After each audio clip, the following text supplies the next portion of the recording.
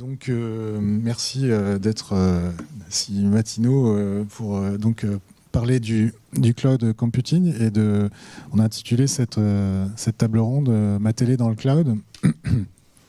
Il va y avoir deux tables rondes dans la journée là où Satis qui vont parler de ce sujet, une un peu plus technique cet après-midi. Là, l'idée, c'était plus de savoir, aujourd'hui, ça fait quelques années maintenant qu'on parle du cloud computing. Il y a aussi donc, des applications qui ont vu le jour, notamment pour tout ce qui est réplication de contenu en vue de faire ce qu'on appelle du disaster recovering, donc pouvoir retrouver ces données de manière rapide à partir d'une doublure en quelque sorte de sa chaîne de télé dans le cloud. Il y a toutes les applications OTT, donc ça on continuera d'en parler parce que c'est un développement relativement important du cloud computing dans le domaine de la télévision. Mais on voit aussi de plus en plus des télés de plein exercice qui commencent à utiliser le cloud computing comme une approche, une technologie, mais aussi une approche marketing. Donc c'était plutôt cet angle-là qu'on souhaitait prendre et puis voir quelles sont les possibilités, les limites aussi. Donc il y a un panel très diversifié, vous verrez, donc avec donc des points de vue et des expériences différentes. Donc déjà, peut-être pour commencer, je présente rapidement chacun. Donc Samy Nicolas Bouchala, donc qui est à Globecast, qui est en charge du marketing et de l'anticipation en matière d'innovation. Donc voilà, qui nous prendra la parole en premier. Ensuite, Marc Brelot, donc, qui est fondateur d'une société qui s'appelle Visionnaire, qui a mis en place donc, un outil, enfin des outils qui permettent de créer des chaînes dans le cloud avec une certaine facilité. En tout cas, il nous expliquera comment. Et puis Olivier Jourdan, donc, qui lui travaille pour Hexaglobe, donc une société qui a déjà pas mal d'expérience dans l'OTT et qui a aussi un certain nombre de services, d'outils, dont certains comme SGT qui rentraient dans le giron d'Hexaglobe récemment, qui évolue donc maintenant assez rapidement et qui, bon, à terme, vraisemblablement, utiliseront aussi les ressources du cloud pour proposer des nouveaux services. Donc, Samy Nicolas, peut-être vous qui avez aussi la vision un peu d'Orange, donc là je vois il y a un beau slide d'Orange, c'est peut-être intéressant que vous dressiez un peu le portrait aujourd'hui, où est-ce qu'on en est de l'usage du cloud, alors pas d'une manière générale, mais enfin déjà rappeler quand même quelques éléments, et puis dans la télévision en tant que telle, quoi. Tout à fait. Donc bonjour à tous, donc Samy Bouchala, Globecast. Donc nous, Globecast, on est une filiale à 100% du groupe Orange. Donc on délivre des services, des solutions de contribution, de gestion de contenu et de distribution dans le monde entier. Donc pour tous les acteurs médias, notre stratégie, c'est vraiment d'accompagner les broadcasters dans leur transformation digitale et répondre aux besoins médias des nouveaux acteurs, des nouveaux entrants sur le marché. Donc le cloud, comme l'a dit très bien Marc, c'est quelque chose qui existe déjà et qui bouleverse beaucoup le marché des acteurs médias. En fait, il y a beaucoup d'intérêt à utiliser le cloud. Et donc, le but de ma présentation, c'est vraiment de vous montrer un petit peu tout ce qu'on fait à ce sujet-là. Donc, le premier sujet, c'est vraiment le stockage. Le cloud est arrivé avec une promesse de stockage, plusieurs niveaux de stockage, une capacité très importante de stockage. Donc, on est passé, grâce au cloud, plutôt que de faire des transferts de fichiers à du partage de fichiers. Donc, on mettait les contenus dans le stockage cloud et ensuite il était disponible pour tous les partenaires, pour tous les clients et pour tous les acteurs du marché. En complément du stockage, ensuite est arrivé les possibilités de computing, donc de calcul. Et donc aujourd'hui, grâce au cloud, par exemple, on peut lancer une chaîne 8K en quelques mois, en quelques semaines, sans investissement très lourd, très cher. Donc ça facilite le lancement de nouveaux services, mais on parle aussi de VR, d'AR. Donc le cloud permet de lancer rapidement ces services sans de très lourds investissements. Ensuite, quand on utilise le cloud, il y a quelque chose qui vient aussi naturellement avec, c'est ce qu'on appelle la donnée, donc la data, les analytics. Donc utiliser des services cloud, c'est récupérer associer à ces services à chaque fois de la donnée pour pouvoir faire des analyses et fournir des rapports à nos clients ou à nos partenaires. Donc ça, c'est clé aussi. Et le dernier point qu'apporte le cloud pour tous les marchés, mais en particulier les médias, c'est la partie sécurité. En fait, donc les fournisseurs de cloud ont des équipes de plusieurs centaines d'ingénieurs qui travaillent sur la sécurité. Donc quand vous utilisez des services cloud, automatiquement, vous bénéficiez de tout ce savoir-faire, de toute cette expertise en sécurité. Et donc vous augmentez le niveau de sécurité des solutions que vous mettez dans le cloud. Donc ça, c'est vraiment un des intérêts, je pense, essentiels du cloud. Alors, ce que je voulais vous montrer ici, c'est en fait qu'est-ce que c'est que le cloud. Voilà, qu'on soit tous d'accord sur ce que c'est que le cloud. Le cloud, en fait, là, je vous montre un exemple qui est le cloud d'Orange, qui s'appelle Flexible Engine. En fait, le cloud, c'est une boîte à outils. C'est comme des Lego. Donc, le cloud fournit un certain nombre d'outils. Et aujourd'hui, il est tellement mature que vous pouvez faire vos propres boîtes, vos propres outils que vous pouvez pousser dans le cloud. Donc, c'est ce qu'on fait, Hexaglobe, Visionnaire, Globecast. On crée des outils et on les met dans le cloud pour compléter les outils de base que fournissent les fournisseurs de cloud. Donc, il y a des outils d'analyse, des outils de compute, donc de stockage, comme je l'ai dit, de sécurité. Voilà. Donc, ensuite, quand vous utilisez le cloud, l'idée, c'est de dire... voilà, ce n'est qu'une boîte à outils. Vous devez faire votre marché dans cette boîte à outils et concevoir. Alors, il y a deux promesses que donne le cloud. C'est la promesse de la capacité infinie, c'est-à-dire que vous avez besoin de ressources, vous demandez au fournisseur de cloud une ressource et il vous la donne. Donc, on sait tous que les capacités sont finies, mais en fait, dans un usage normal, quand vous avez besoin de ressources, le cloud vous la fournit. Donc ça, c'est la première promesse du cloud, capacité infinie. Et la deuxième promesse du cloud, c'est le côté international, mondial. Donc en fait, quand vous utilisez des services de cloud, ils sont disponibles dans le monde entier pour les plus grands fournisseurs de cloud, ce qui fait que vous avez la possibilité de fournir des services locaux dans le monde entier. Donc ça, c'est la deuxième grande promesse du cloud. Donc sur le slide suivant, Marc, donc je voulais partager avec vous ce matin un petit peu l'augmentation de l'usage du cloud. C'est un petit peu hétérogène en fonction des fonctions par rapport aux fonctions qu'on utilise dans les médias. Donc bien sûr, ce qui est très développé, c'est le stockage et le streaming, comme on l'a dit, donc le stockage et l'OTT qui ont démarré en premier à utiliser les services de cloud. Tout ce qui est partie analytics aussi est tout de suite embarqué. Et puis petit à petit, on a rajouté les autres fonctions des médias. Donc on a rajouté l'editing, le transcoding, vidéo processing, tout ce qui est orchestration pour automatiser l'utilisation du cloud. Et puis maintenant est en train d'arriver les dernières fonctions, les plus complexes, celles qui demandent le plus de savoir-faire et de ressources. Donc le rendering, tout ce qui est graphics et tout ce qui est gestion des assets, puisque maintenant on se rend compte qu'on peut utiliser le cloud comme un stockage sûr et pour partager nos fichiers avec tous. Donc nous, Globecast, on a suivi cette progression. On a commencé en 2016-2017 à utiliser les services du cloud pour faire donc justement des plateformes de disaster recovery, de secours dans le cloud pour nos clients. Ensuite, on a migré notre plateforme de distribution de contenu cinéma dans le cloud pour gérer les pics de charge. Donc on est leader sur le marché français de la distribution de fichiers DCP pour les cinémas. Et puis ensuite, en 2018, on a lancé une chaîne vidéo 4K dans le cloud en 3 mois. Grâce à la technologie cloud, on a pu le lancer avec des très faibles investissements puisque on utilisait la technologie du cloud pour ça. En 2019, on a travaillé donc à migrer sur le cloud 2 autres plateformes. On va passer sur le slide suivant. Donc on a une plateforme qui s'appelle Digital Media Hub.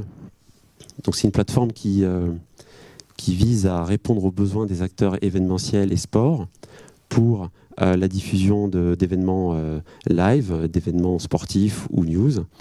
Donc cette plateforme, elle contient plusieurs briques. Et petit à petit, on a migré toutes ces briques dans le cloud pour que cette plateforme soit disponible dans le monde entier. Donc on fait du live streaming, on en a parlé, de l'OTT. Avec LiveSpotter, on fait du clipping. On découpe le live en fichiers pour le mettre à disposition des réseaux sociaux. Donc ça, c'est on le fait aussi dans le cloud avec un partenaire. On fait de la chaîne éphémère aussi dans le cloud, ce qu'on appelle du pop-up channel. On crée une chaîne pour 1 mois, pour 2 mois, pour un événement. Par exemple, on aurait pu créer la chaîne Satis TV pour les 2 jours de la durée du salon. Et puis au bout de 2 jours, on arrête la chaîne. Et puis on a aussi une plateforme de partage de contenu qu'on appelle Content Marketplace. Donc ça, c'est aujourd'hui des services qu'on a démarré d'abord pour la plupart on-premise, dans nos locaux, dans notre data center, et puis que maintenant on a migré dans le cloud pour rendre disponible de manière infinie et de manière mondiale. Donc c'est ça la promesse du cloud, c'est infini et c'est mondial. Et donc un autre exemple que je voulais vous présenter, donc cette année on a lancé à l'IBC en fait une évolution encore du cloud, qui cette fois-ci on utilise le cloud pas seulement pour ses capacités de stockage ou de compute, mais aussi pour ses capacités réseau. Parce qu'en fait, les acteurs de cloud, avec leurs data centers dans le monde entier, ont mis en place des infrastructures réseau très importantes. Donc, ils sont devenus des acteurs de transport et de réseau très importants. Et donc, aujourd'hui, on est en mesure, nous, Globecast, de fournir des services de transport de qualité broadcast, en qualité professionnelle, sur Internet, en utilisant les services du cloud. Donc, par exemple, sur ce service qu'on appelle Managed Cloud Network, on va prendre les événements sportifs du type les Jeux Olympiques, la Coupe du Monde de football, ou par exemple les événements du G7, ou enfin voilà, les grands événements de ce monde. On les envoie sur une matrice de routage qui aujourd'hui est localisée à Londres, mais qui plus tard va elle aussi migrer dans le cloud pour avoir toujours ce côté infini et mondial. Et puis ensuite on utilise les services du cloud pour transporter ces services de manière managée sur l'ensemble des repreneurs dans le monde, pour diffuser ces événements mondiaux. Voilà. Donc ça, aujourd'hui, c'est l'étape où on en est. Même le réseau devient cloud, et c'est l'étape actuelle. Voilà. Juste, et pour tous ces services, 1, 2, vous m'entendez ? Pour tous ces services, quel est le modèle économique ? Est-ce qu'il a changé aussi avec le cloud ? Est-ce que c'est vraiment à la quantité de ressources qu'on va aller chercher, soit en compute, soit en données, que vous facturez les clients, ou est-ce qu'on reste sur on va dire des licences à l'année ou des services, disons, plus classiques dans leur mode de...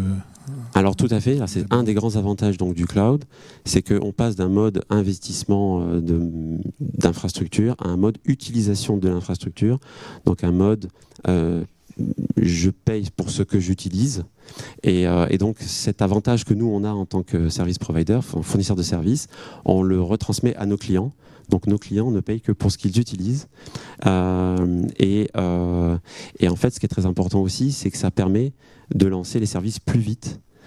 Puisque si on démarre avec 3 chaînes, 4 chaînes, 10 chaînes, on peut, avec le cloud, rapidement monter.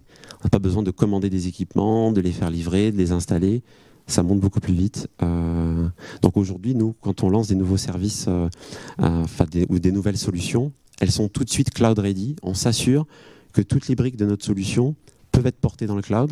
Comme ça, on sait qu'on pourra y aller, on peut y aller dès qu'un client en a le besoin. Et dernière petite chose, aujourd'hui, pour autant, ça concerne plutôt des clients qui lancent des nouveaux concepts ou des nouveaux projets. Il y a assez peu de chaînes traditionnelles qui vont vers ce type d'architecture que vous proposez dans le cloud. Est-ce qu'il y a une raison par rapport à ça ? En fait, il y a les moyennes chaînes et les petites chaînes commencent à y aller. En fait, c'est des services qui fonctionnent très bien parce que c'est moins cher, c'est plus rapide à mettre en place, c'est plus sécurisé et c'est disponible mondialement. Donc ça nous permet de toucher des nouveaux clients et des nouveaux marchés. Les grandes chaînes, elles, ont tendance à y aller eux-mêmes, donc à investir dans des ressources cloud, dans du savoir-faire cloud, et pas faire appel à des services providers. Mais elles y vont aussi pour certaines briques. Par exemple, plutôt sur le stockage ou plutôt sur les chaînes éphémères. Donc voilà, les grands acteurs ont tendance à y aller eux-mêmes, directement, et les acteurs de moyenne et petite taille utilisent les fournisseurs de services pour aller sur ces différentes briques. Très bien.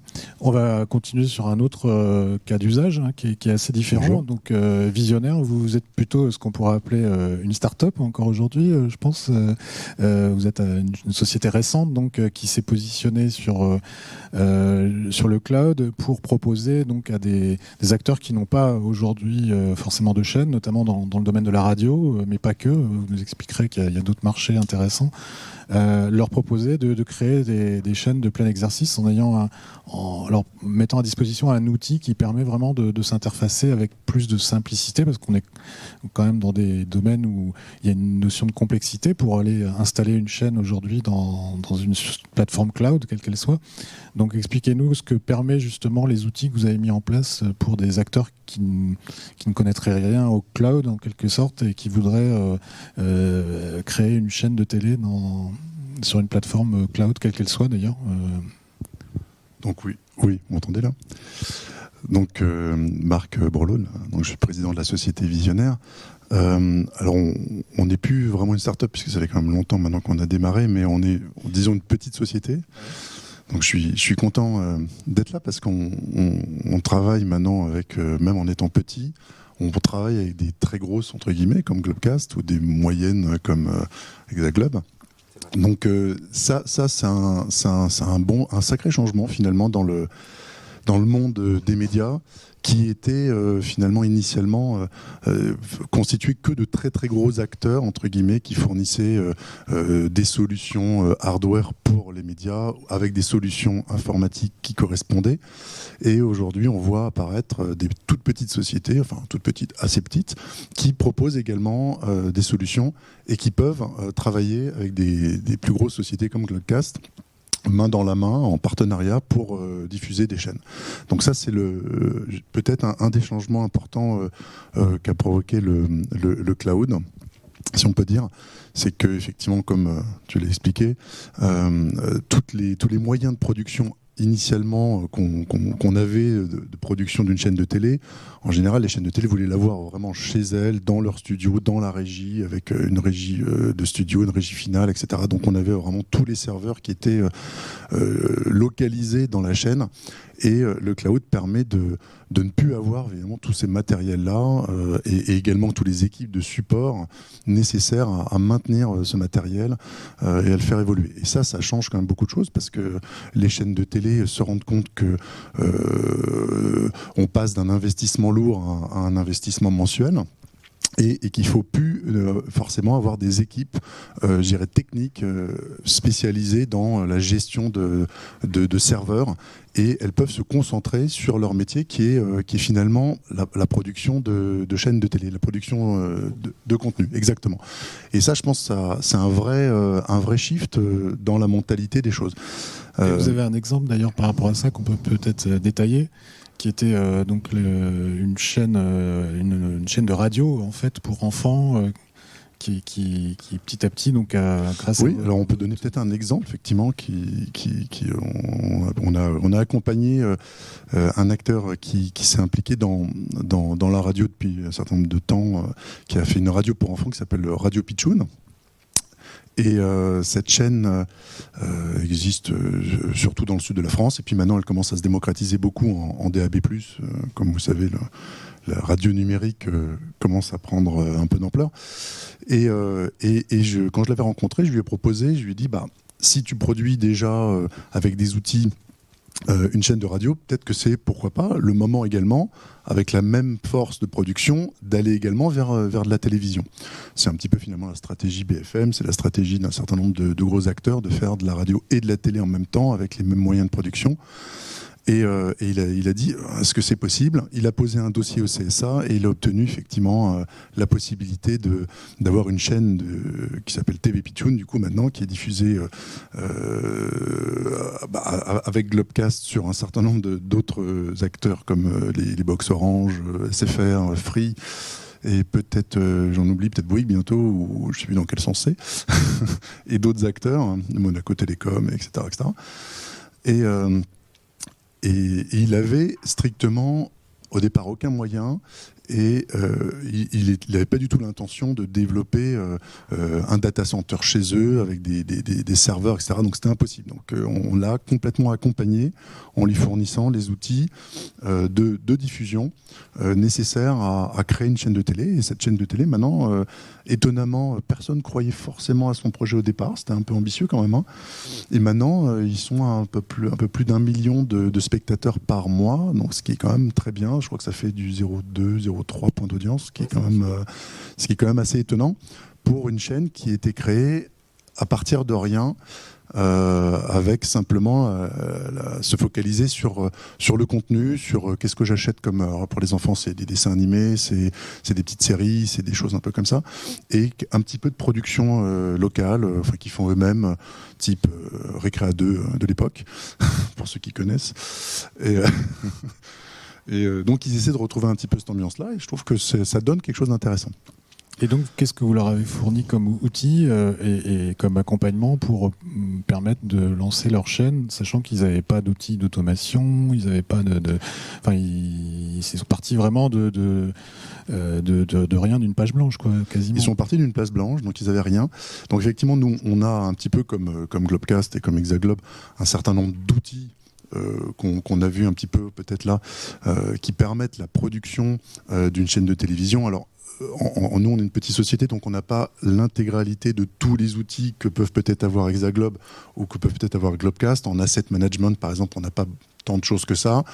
En ingest, on a des choses, en transcodage aussi, mais voilà, on n'a pas autant de solutions, mais avec nos solutions, ça suffisait largement pour proposer d'avoir de la planification, donc qui permet effectivement de planifier une chaîne, la grille de la chaîne, hebdomadaire par exemple, de diffuser, donc faire le play-out de cette planification, de faire de l'habillage également vidéo, parce que ça c'est quand même important, un petit peu en live, c'est-à-dire rajouter effectivement les contenus, aussi bien le logo que l'heure, que pourquoi pas les bandeaux défilants, des choses comme ça, et encoder tout ça, et voire même maintenant, comme on dit, tatouer la chaîne pour la mesure d'audience de Médiamétrie, puisque c'est aussi maintenant quelque chose qui commence à prendre un peu d'ampleur, et ensuite distribuer ce signal-là à des diffuseurs tels que Globecast, qui eux-mêmes redistribuent ça à différents acteurs.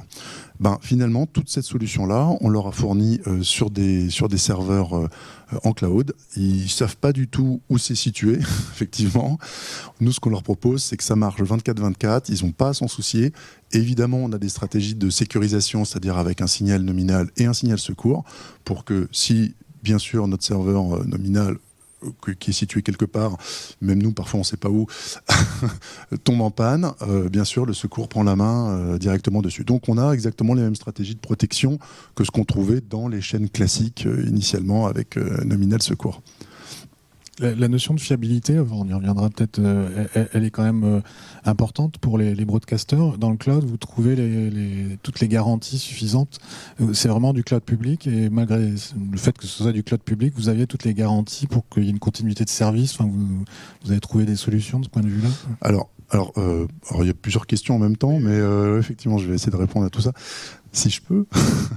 Et alors, il y a déjà la notion de confiance, effectivement, par rapport au cloud, que n'avaient pas, à mon avis, les grands acteurs, les grandes chaînes, il y a encore 2 ans, 3 ans. Pour eux, le cloud, c'était hors de question. Il fallait avoir les machines dans leur studio, en dur. S'il y avait un problème, ils pouvaient redémarrer la machine, rebrancher un fil. Ça, c'était effectivement la conception qu'on a encore en tête. On aime bien, quand on fait du média, toucher le câble, toucher la caméra. Voilà, c'est quelque chose qui est très tactile, entre guillemets, quoi, si on peut dire. Et quand on dit on va produire une chaîne de télévision comme ça, quelque part dans le cloud, les chaînes de télé ne sont pas tellement en confiance au départ, c'est vrai. Et il y a encore quelques années, produire une chaîne de télé purement dans le cloud, c'était quelque chose d'un peu ésotérique, sans machine dédiée, avec du hardware dédié, sans liaison spécifique, fibre entre tel point et tel point. C'était quand même quelque chose de pas du tout qu'on abordait mal, en tout cas. Et je dois dire qu'on a été dans les premiers, peut-être avec Hexaglobe aussi, ça fait longtemps que vous faites aussi des choses comme ça, à lancer la production d'une chaîne télé entièrement dans le cloud. Donc Pitchoun, c'était ça il y a 2 ans, quand on a commencé à y réfléchir. Donc il y avait vraiment rien, et dans le cloud, et avec aucune connexion dédiée fibre entre notre sortie. Et donc on faisait ça sur de l'internet banalisé, avec effectivement des systèmes de diffusion qu'on connaît maintenant, du type Zixi, SRT, etc., qui permettent de sécuriser quand même un peu les choses. Donc ça, c'était peut-être pour répondre à la première question sur le fait que maintenant, la confiance s'est installée, et c'est vrai que les grandes chaînes commencent sérieusement à étudier ça. Maintenant, il y a beaucoup d'appels d'offres justement dans ce sens-là, et ils veulent s'approprier le cloud pour sa flexibilité. Pas forcément dans un premier temps pour l'investissement, puisqu'ils ont déjà investi beaucoup, mais plutôt pour la flexibilité que ça peut apporter maintenant par rapport à la production. Alors, il y avait une deuxième question, mais j'ai oublié. Non, mais on aura l'occasion d'y revenir. Mais ça m'intéressait aussi d'avoir le point de vue de Olivier Jourdan dans la continuité de ce que vous avez dit. Donc, que vous présentiez déjà un petit peu Hexaglobe, où vous en êtes par rapport à ces questions de cloud, sachant que Hexaglobe est déjà spécialisé. Enfin, il y a eu déjà des tentatives, si je puis dire, c'est plus que des tentatives, des services donc, qui utilisaient les ressources de l'OTT pour du clipping, pour la distribution, du playout. Donc, et aujourd'hui, ce qui est intéressant, c'est que vous est rentré dans le giron d'Hexaglobe SGT, qui est vraiment une solution très traditionnelle au sens pour la programmation des chaînes. Donc, est-ce que comment va évoluer cette offre de service? Est-ce que le cloud, c'est quelque chose qui est dans votre spectre, quoi, on va dire, de votre ligne de mire? Oui, c'est assez clair. Bonjour à tous. Je veux juste préciser une chose, si tu me l'autorises, la différence entre cloud public, cloud privé et hybride. Parce que oui, le cloud public est très intéressant pour beaucoup de services. Le modèle économique du cloud public permet pas forcément une exploitation 24/24 pour des chaînes traditionnelles.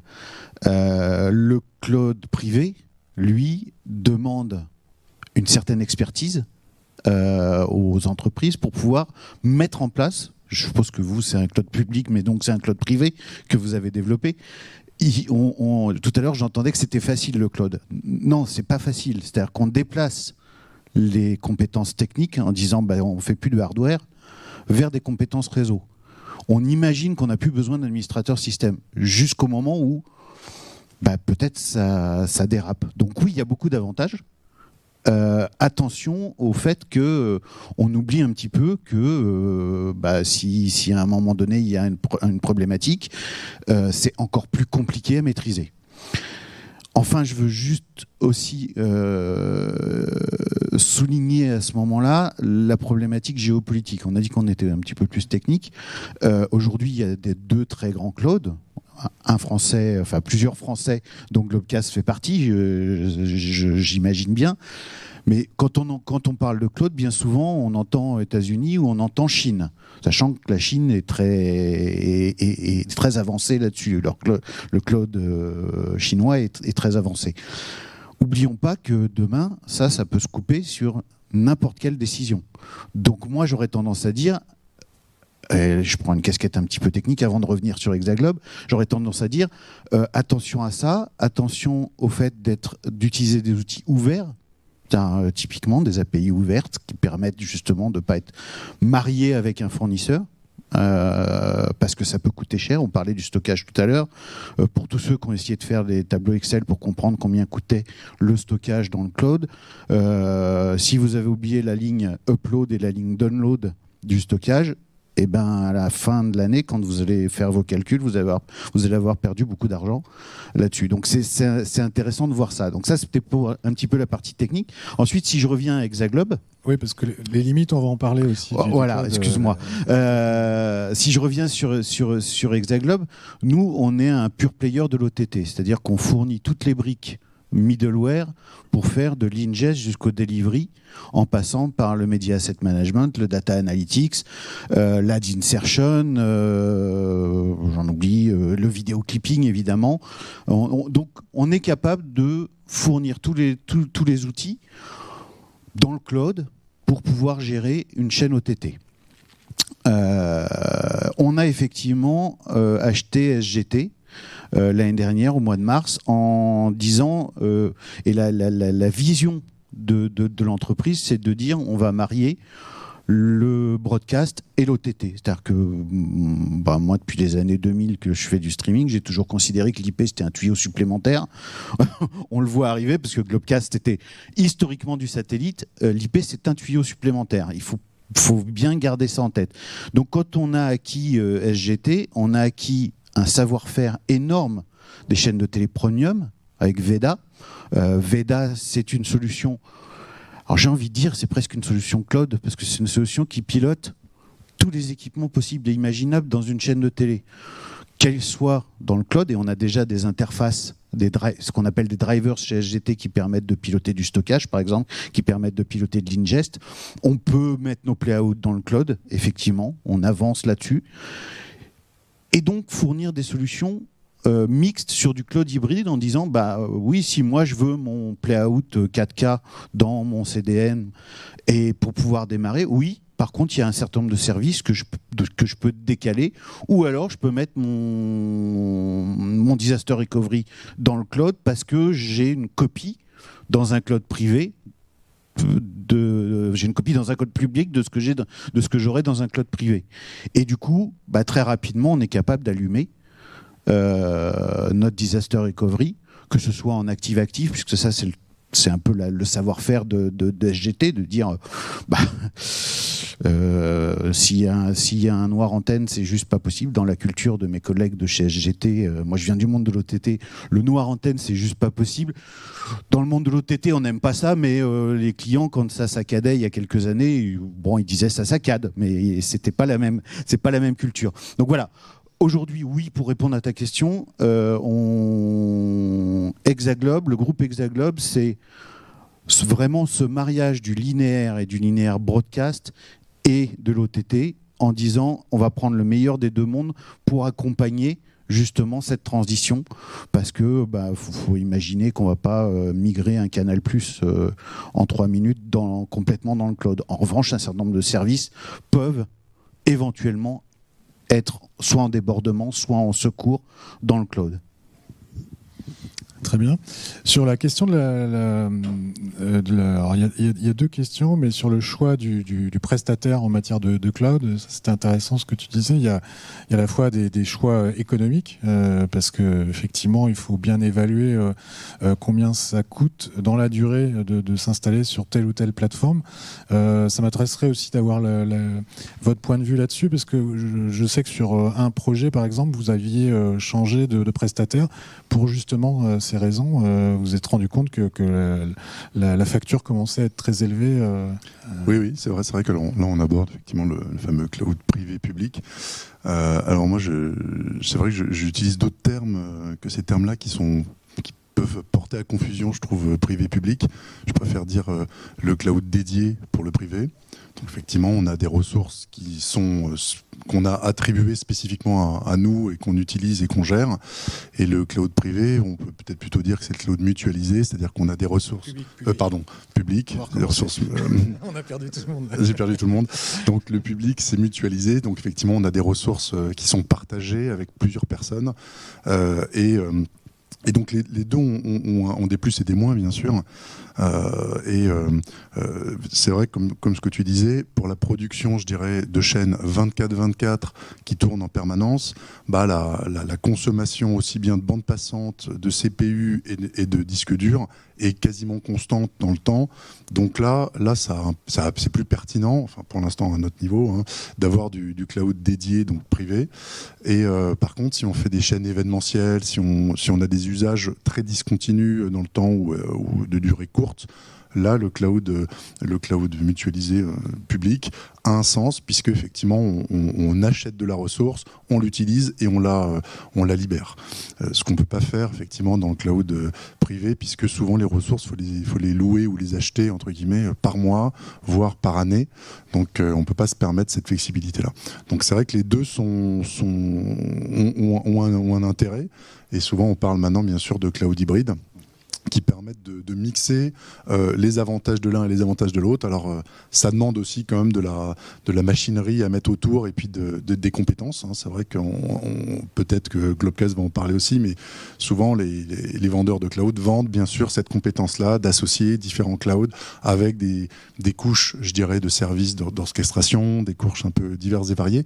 Et quand on ne fait pas appel à ces couches-là, nous on le fait plus ou moins nous-mêmes parce que ces couches-là coûtent aussi un petit peu quelque chose. Donc on le fait à la main, si on peut dire, mais on peut pas se permettre de le faire à la main si on doit automatiser bien sûr les process. Donc là ça a un sens de faire appel à des couches d'orchestration qui du coup deviennent économiquement très intéressantes à utiliser. Alors je sais pas si j'ai répondu un peu. Pour compléter, donc on a parlé donc cloud hybride, dédié et mutualisé. Et donc moi j'irai un peu plus loin. Donc aujourd'hui, il faut vraiment avoir une stratégie de multi-cloud. Donc on a bien sûr les grands acteurs, Amazon, Microsoft Azure, Google Cloud, et donc je vous ai présenté aussi le cloud d'Orange.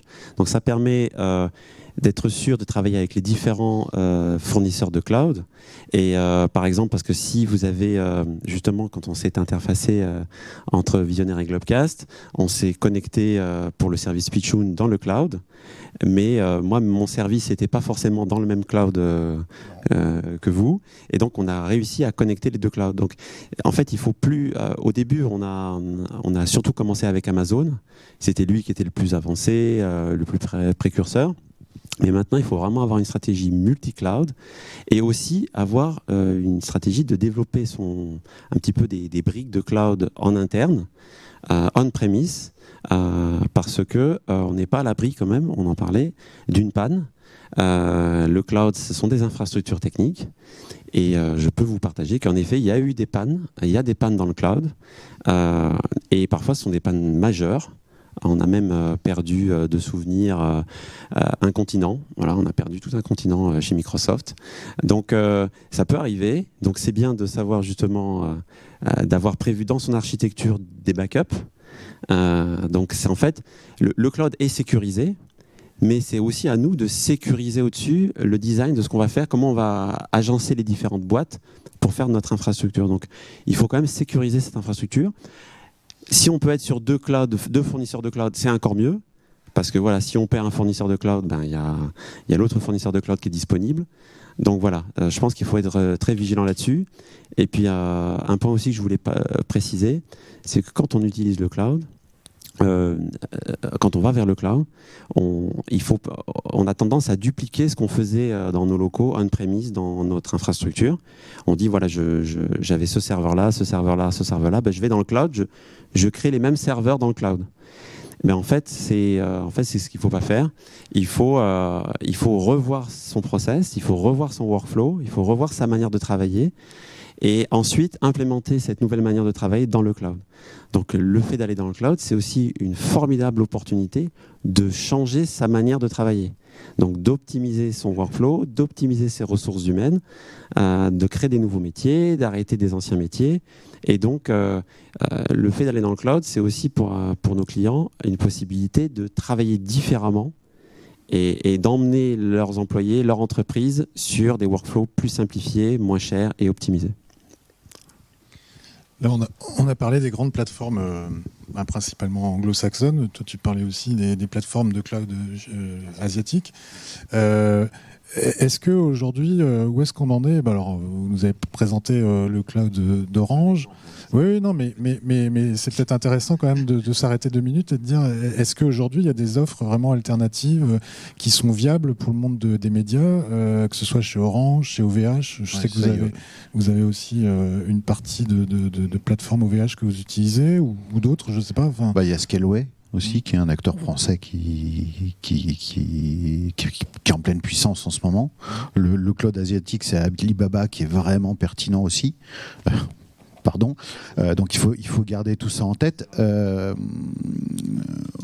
Tu posais la question sur la sécurité, la fiabilité. Il faut juste pas oublier qu'on est sur de l'IP, on est sur de l'Internet. Internet, même si tout le monde y va, on fait de la contribution, Zixi, effectivement, SRT, etc. On n'est pas à l'abri d'une coupure. Donc c'est aussi ça qu'il faut anticiper, et c'est un peu ce que nous disent les clients en disant bah moi je veux bien tout mettre dans le cloud, mais si on me met un coup de pelleteuse dans ma fibre noire, ce qui malheureusement arrive quand même, comment je fais pour opérer ma chaîne, qu'est-ce qui se passe, comment j'avance.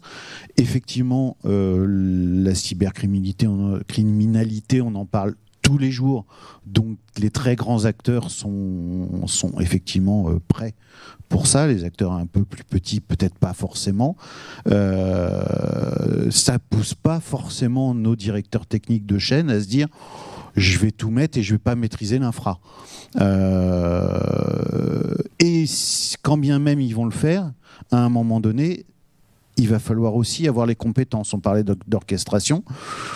Mettre en place une architecture, un workflow complètement cloud, c'est pas super simple. Donc les compétences, il faut aller les chercher. On sait bien que les ressources humaines ne sont pas aussi élastiques que ce qu'on peut imaginer dans le cloud. On peut proposer, chez Hexaglobe, on propose effectivement d'accompagner nos clients sur certaines parties, parce que justement, avec l'OTT, ça fait 15 ans qu'on maîtrise ce qu'on n'appelait pas le cloud à l'époque, mais qu'on maîtrise toutes ces parties IP, hébergement, multi-CDN, comment je fais en sorte de sécuriser ma data pour la diffuser. Donc voilà un petit peu quand j'entends parler de sécurité, effectivement le frein qu'on peut retrouver dans les chaînes de télé, c'est à la fois un frein parce que techniquement oui, tu as raison, on aime bien encore avoir notre serveur, nos playout, nos grilles chez nous. Quand on voit aujourd'hui ce qu'on fait avec des grilles IP, franchement, il y a photo. On peut commencer à se poser la question. Et tout ça doit migrer. Gardons en tête que le cloud, l'avantage du cloud, c'est l'élasticité. Donc c'est un petit peu ces points-là qui vont avancer. Dans ton schéma tout à l'heure, on voyait bien. On a commencé par quoi ? On a commencé par le stockage et le data analytics. Je pense qu'on va retrouver tout ce qui est encodage, tout ce qui est transcodage, ingest, etc. Parce que là, effectivement, si demain je dois encoder en multiformat pour je ne sais quel prix fabuleux en disant tiens, j'ai du fingerprint sur chacun des fichiers, etc. L'infrastructure qu'on doit mettre en place, elle est tellement énorme qu'il vaut mieux pouvoir l'allumer et puis l'éteindre quand on n'en a plus besoin. Et ça, c'est la force du cloud, effectivement. Alors, dans les acteurs français, oui, on a Orange, Globecast, on a OVH et on a Scaleway. Et je pense qu'entre ces trois-là, déjà, on gagne un petit peu tout ce qui va être la géopolitique où, globalement, on ne sait pas si notre ami de l'autre côté de l'Atlantique va pas nous péter un câble, ou de l'autre côté complet, où est en ce moment notre président va pas nous péter un câble aussi, et on va se retrouver avec une surcharge où on ne pourra pas gérer nos infrastructures. Donc voilà, c'est... Par rapport à ça, justement, l'exemple que vous avez déjà, c'était avec Pitchoun, mais peut-être avec d'autres clients TV, de changement d'un fournisseur de cloud vers un autre, comment ça se passe ? Il y a un certain nombre de complications pour... comment fait-on très concrètement de migrer de cloud ? Oui, d'un fournisseur à un autre. On est passé, pour Pitchoun en particulier, par exemple, on est passé de Azure à OVH, parce qu'en faisant nos petits calculs, on s'est aperçu effectivement que le cloud Azure coûtait quand même très cher, notamment quand on commence à faire la somme parce qu'il facture le débit, enfin la bande passante, il facture le CPU, il facture le storage. Donc petit à petit, c'est très intéressant pour mettre en place au départ. Donc là, pour le coup, il n'y a pas de serveur à aller acheter au départ. Donc on met en place en 2 jours une chaîne. Donc ça, c'est vrai que pour le coup, c'est génial, mais au bout d'un moment, effectivement, on a mis des structures dédiées, vraiment avec dimensionnées pour la production de cette chaîne. Donc qui permet d'avoir des coûts fixes sans avoir de surprises en termes de bande passante ou de choses comme ça. Donc c'est vrai que c'est limité parce que du coup le serveur dédié automatiquement est attaché aussi avec des disques durs qui ont un certain nombre de tailles, tandis que quand on est dans du cloud type Azure, on peut doubler sa capacité disque dur en 2 clics, ce qui n'est pas le cas. Et je ne sais pas si je réponds un peu à la question. Alors, moi je voulais peut-être aborder aussi un point intéressant par rapport à la vision de la production, je dirais, de médias avec le cloud, puisqu'il faut rattacher, on parle beaucoup de cloud, mais à un moment donné, il faut aussi rattacher ça à la télé, là, comme on dit, à ma télévision. Et j'ai l'impression que ça, selon ce qu'on voit, nous, ça commence vraiment à changer un petit peu les mentalités en termes de production. Alors je peux donner des exemples mais qu'on commence à connaître. Souvent les télévisions effectivement ont des programmes avec une planification et des émissions qui s'enchaînent. Et par exemple, si à un moment donné on a une émission sportive, pour cette émission-là, on a envie de faire par exemple 3 ou 4 ou 5 types de productions différentes qui sont destinées, l'une qui sera destinée par exemple à la France, d'autres à d'autres pays, une troisième qui sera destinée plutôt à des mobiles ou à de l'internet. Et comment on fait pour soudainement, sur une émission, faire 4 sorties pour cette émission, alors qu'on a simplement une chaîne de production. Et bien là, le cloud apporte temporellement, à un moment donné, des ressources qui permettent de faire 4 flux, 5 flux, 10 flux pour les 2 heures de production sportive qu'on peut diffuser, qu'on peut dispatcher comme on veut. Et une fois que c'est fini, on arrête tout ça et on garde sa production, je dirais, linéaire classique qu'on a déjà en place. Et ça change quand même beaucoup les mentalités parce qu'on voit un petit peu les choses différemment à présent. Ce qu'on ne pouvait pas forcément faire, enfin on le faisait, les grandes chaînes le faisaient, mais du coup elles demandaient des moyens extérieurs de différents acteurs, donc ça peut être de Vidéo, pourquoi pas Globcast aussi. Donc il y a plus de contenu. Alors voilà, on peut diffuser plus de contenu de manière différente et plus adapté aux gens. Et donc on commence à aller vers, bien sûr, de la personnalisation, on produit pas de la même façon dans tel pays. Pour le sport, en tout cas, c'est assez flagrant. On voit ça. Et ça apporte quelque chose d'intéressant en termes de contenu. Je trouve que c'est vraiment quelque chose de chouette. C'est assez amusant, c'est une anecdote. C'est un peu les premières choses qu'on a demandé à SGT quand on a commencé à travailler avec SGT, c'est de dire nous on est une société d'OTT, globalement on parle réseau social et streaming couramment. On se rend compte que le directeur technique de la chaîne linéaire parle peu avec son directeur du digital, que les budgets sont en train d'évoluer du directeur technique broadcast vers le directeur du digital et que tout ça, de toute façon, c'est quand même le contenu de la chaîne. Donc les premières choses qu'on a demandé à SGT, mis à part des API REST pour pouvoir s'interfacer justement avec tous les outils autour, mais ça ils étaient assez habitués, on leur a demandé aussi d'imaginer des événements secondaires qui permettaient de dire tiens, j'ai mon JT qui démarre à 20h05, automatiquement il va démarrer sur Facebook par exemple, ou automatiquement il va démarrer sur YouTube, automatiquement on va piloter un outil qui va nous permettre d'envoyer ça vers tous les réseaux sociaux avec, pourquoi pas, cropper le signal parce qu'on est sur Instagram ou ce genre de choses très rapidement et faire en sorte que le digital s'occupe du contenu plus que de la technique et que tout ça reste sous contrôle broadcast entre guillemets, même si c'est de l'OTT. Parce que aujourd'hui, on sait bien que même un live Facebook, il est super important pour une chaîne. Ce qui n'était pas vrai il y a 3 ans. Il y a 3 ans, c'était le gadget qu'on utilisait. Aujourd'hui, le live Facebook, il est super important parce qu'on voit les statistiques en temps réel. Donc c'est assez intéressant. Donc effectivement, ça, c'est des usages qui se rapprochent du broadcast parce que justement, on est dans des outils connectés, cloud. Très bien. avant de laisser la salle aussi poser des questions, ça permet aussi le cloud, en tout cas vous, ça vous a permis d'aller vers de nouveaux acteurs, donc, notamment les médias de marque ou d'entreprise. C'est un marché vraiment où le cloud permet d'aller plus vite dans la mise en place d'une chaîne. Alors oui, nous effectivement on explore de nouvelles choses parce qu'il y a une demande quand même. C'est que les médias, on connaît tous les médias classiques, hein, des chaînes de télévision qui sont là depuis longtemps. Il y en a de temps en temps des nouvelles qui apparaissent. Mais ça reste des médias classiques qui ont pour vocation à produire une chaîne de télévision.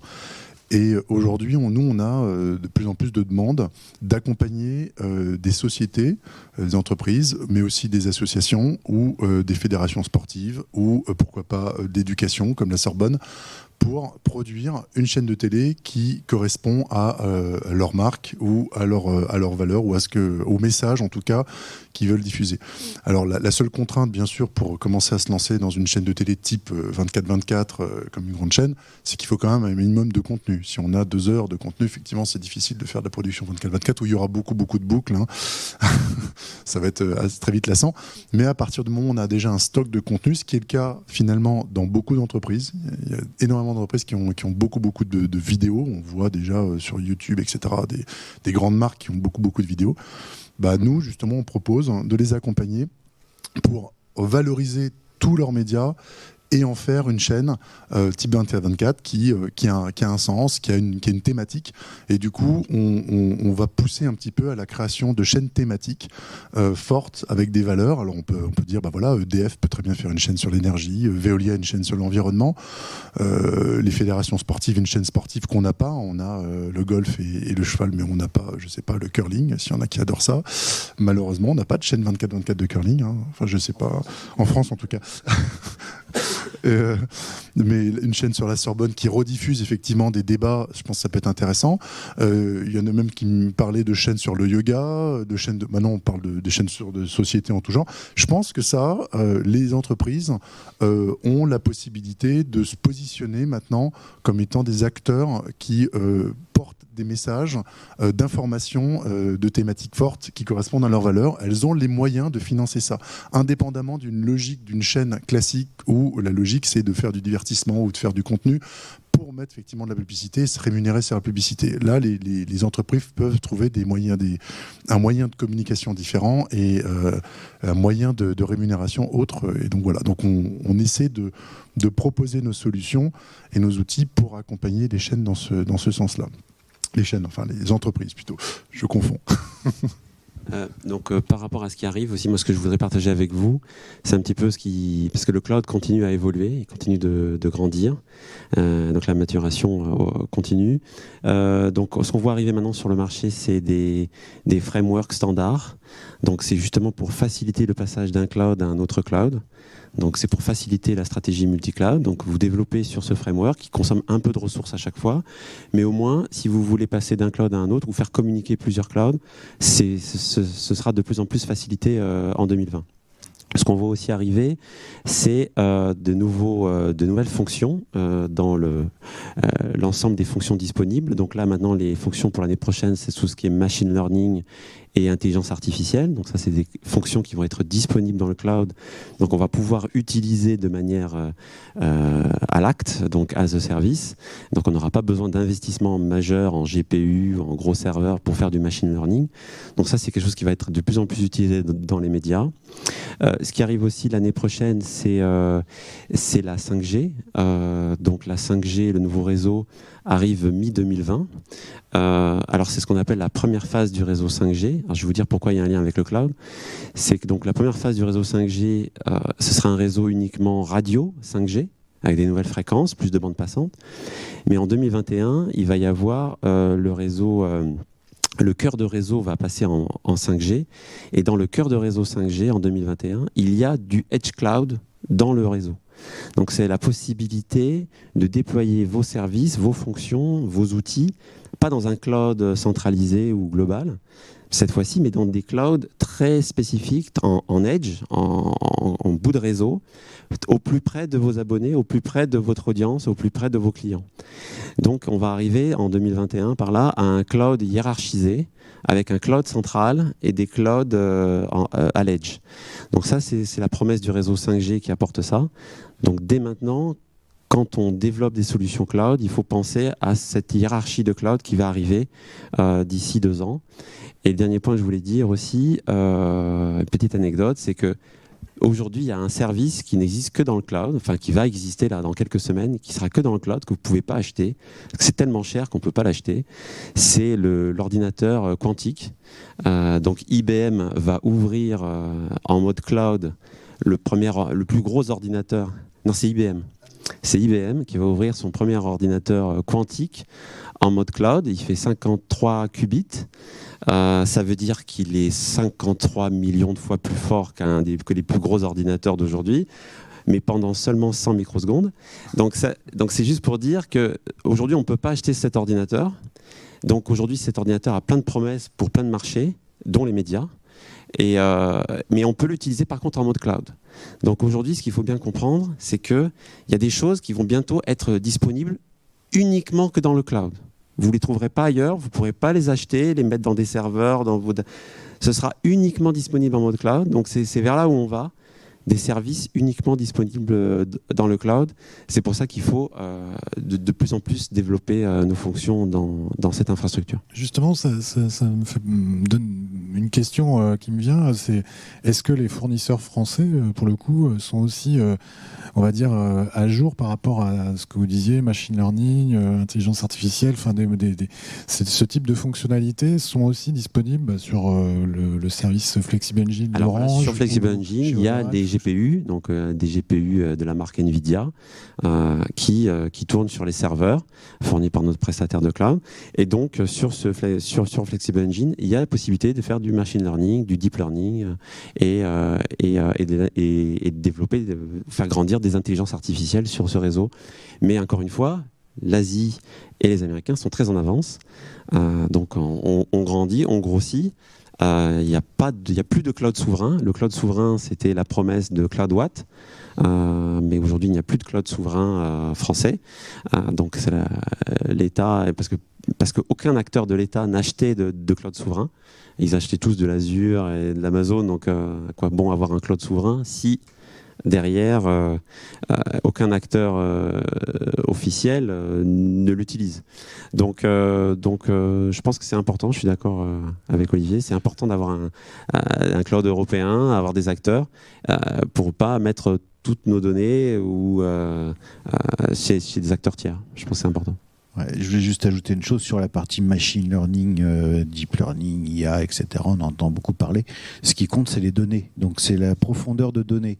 Donc, allumer une machine bon, j'ai pas de problème avec la puissance quantique, mais allumer pour 100 millisecondes quelque chose qui devrait analyser des milliards de données, il va falloir déjà avoir mis les milliards de données dedans pour pouvoir les allumer. Donc, c'est là où effectivement la problématique, là, ça va être le stockage une nouvelle fois, et on revient dans le cloud, dans ce qu'on appelle le cloud depuis des années. C'est-à-dire, je stocke beaucoup de données, et à partir de ces données-là, j'utilise une puissance, effectivement, du GPU, de la machine quantique pour faire ce calcul-là. Alors, moi, je voulais peut-être rajouter, quand j'entendais débattre sur le cloud, là, tout ce qu'on raconte là maintenant. Un autre petit point que nous on voit et qui nous paraît vraiment intéressant, c'est que cette migration dans le cloud a permis, je dirais, de voir, d'abstraire un peu plus les interfaces, d'abstraire les services, d'abstraire les choses, puisqu'on est obligé de les déporter, de les maîtriser. Donc la façon dont les services discutent entre eux sont plus standardisés, plus normalisés. C'est plus simple à plugger un peu comme un Pulse. Et nous, on le voit à notre niveau parce qu'on peut, par exemple, beaucoup plus facilement collaborer avec d'autres acteurs sans que ça soit très compliqué à faire. Alors que je pense qu'il y a 10 ans, il fallait vraiment qu'on connaisse les acteurs d'avant, les acteurs d'après, qu'on sache exactement comment transporter le signal, quoi mettre, etc. etc. Là, maintenant, dès qu'on a des collaborations à faire, comme par exemple on travaille avec HDR pour faire du CDN, on n'a aucun problème, on sait comment leur distribuer le signal, comment récupérer les métadonnées. Et ça, je pense que c'est aussi une tendance générale peut-être qui est poussée par le cloud à standardiser ce qu'on appelle les API, standardiser les services. Et je pense que ça va vers une plus grande flexibilité, une plus grande collaboration finalement des différents services entre eux. Et ça, je pense que c'est vraiment un vrai plus qu'on voit à notre niveau, parce qu'on n'est pas très grand. Donc du coup, on a vraiment besoin d'autres acteurs autour de nous pour faire une chaîne complète et répondre à plein de choses. Donc peut-être que ça va dans le sens effectivement de ce qu'on disait, une sorte de... Ouais. Très bien, c'est une très bonne conclusion. Alors, à moins qu'il y ait vraiment une question qui vous brûle les lèvres, et auquel cas on a peut-être la possibilité de la poser. Bon, alors, il n'y en aura qu'une, je suis désolé. On a trop parlé finalement. J'ai peut-être juste une question pour Pitchoun TV. Quel est le ratio entre le coût technique et les revenus? Parce que Pitchoun, peut-être pas de publicité. Alors, si, ils vont en avoir. Aujourd'hui, ils n'en ont pas encore mis parce que quand on démarre une chaîne, on ne peut pas en mettre forcément, puisque la publicité, c'est lié à l'audience. Quand on n'a pas d'audience, la publicité vaut 0. Donc il faut attendre d'abord la mesure d'audience. Par médiamétrie, c'est assez long, c'est des processus qui sont assez longs, vous connaissez, en vagues, etc. Donc là, maintenant, ça y est, ils commencent à avoir une mesure d'audience, ils vont commencer à mettre de la pub.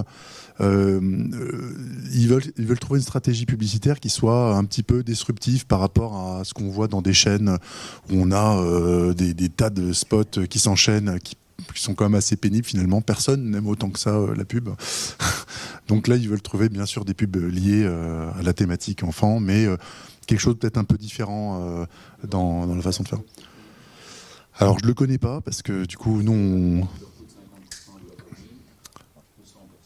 non. Je pense qu'il coûte ce qui coûte finalement dans la production. Nous on coûte pas tant que ça. Ce qui coûte c'est l'achat des contenus. C'est l'achat des contenus, la production ou l'achat des contenus. Ça c'est le coût numéro 1. Après, il y a un coût un peu humain parce qu'il y a quand même quelques personnes qui travaillent au sein de la chaîne pour gérer tout ça. Mais le coût technique maintenant de diffusion, il est pas, il devient de plus en plus petit. Il devient de plus en plus petit. Et je pense que pour une chaîne pour Pitchoun, elle a pu démarrer parce que justement, ce coût technique devient plus petit et ils peuvent quand même mettre de l'argent finalement dans l'achat des contenus et dans la production de contenus. Je pense que c'est ça qui le ratio diminue. Ouais.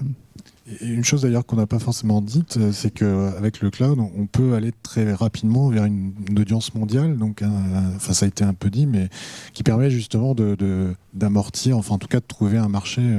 Alors effectivement, ça c'est peut-être un autre terme qu'on n'a pas souvent utilisé, mais c'est l'histoire de la scalabilité, cette fameuse scalabilité ou un peu l'élasticité, mais la scalabilité, c'est-à-dire qu'on peut commencer tout petit, on peut un petit peu, et puis si on veut, si on grossit, on peut grossir progressivement sans que ça soit compliqué pour augmenter, pour se mettre à l'échelle mondiale, quoi, effectivement.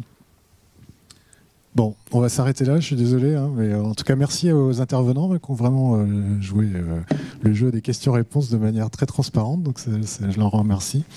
Et puis voilà, rendez-vous, il y a un autre débat plus technique cet après-midi aussi sur ces questions de cloud et de virtualisation de process. Merci.